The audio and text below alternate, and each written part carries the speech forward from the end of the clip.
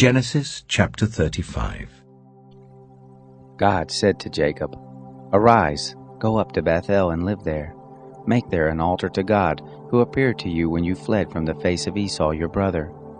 Then Jacob said to his household and to all who were with him, "Put away the foreign gods that are among you. Purify yourselves, change your garments.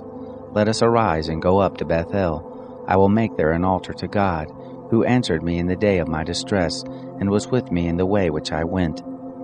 They gave to Jacob all the foreign gods which were in their hands, and the rings which were in their ears, and Jacob hid them under the oak which was by Shechem. They traveled, and a terror of God was on the cities that were round about them, and they didn't pursue the sons of Jacob. So Jacob came to Luz, which is in the land of Canaan, the same as Bethel, he and all the people who were with him. He built an altar there and called the place El Bethel, because there was God revealed to him, when he fled from the face of his brother. Deborah, Rebekah's nurse, died, and she was buried below Bethel under the oak, and the name of it was called Allon Bakuth. God appeared to Jacob again when he came from Padan Aram and blessed him. God said to him, "Your name is Jacob. Your name shall not be Jacob any more, but your name will be Israel." He named him Israel. God said to him, "I am God Almighty. Be fruitful and multiply.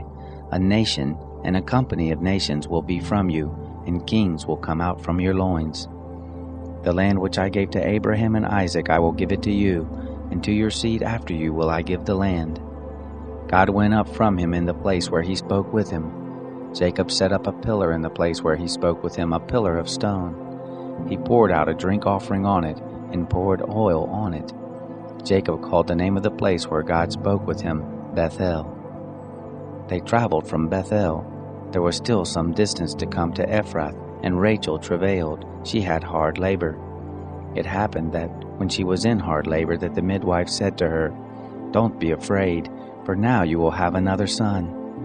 It happened, as her soul was departing, for she died, that she named him Benoni, but his father called him Benjamin. Rachel died and was buried in the way to Ephrath, the same as Bethlehem.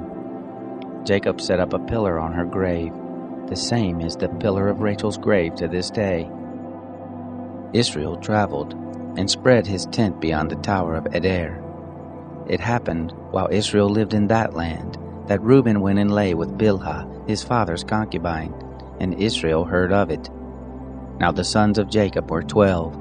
The sons of Leah, Reuben, Jacob's firstborn, Simeon, Levi, Judah, Issachar, and Zebulun. The sons of Rachel, Joseph and Benjamin. The sons of Bilhah, Rachel's handmaid, Dan and Naphtali. The sons of Zilpah, Leah's handmaid, Gad and Asher. These are the sons of Jacob who were born to him in Padan Aram. Jacob came to Isaac his father, to Mamre, to Kiriath Arba, the same as Hebron, where Abraham and Isaac lived as foreigners. The days of Isaac were 180 years. Isaac gave up the spirit and died, and was gathered to his people, old and full of days. Esau and Jacob his sons buried him.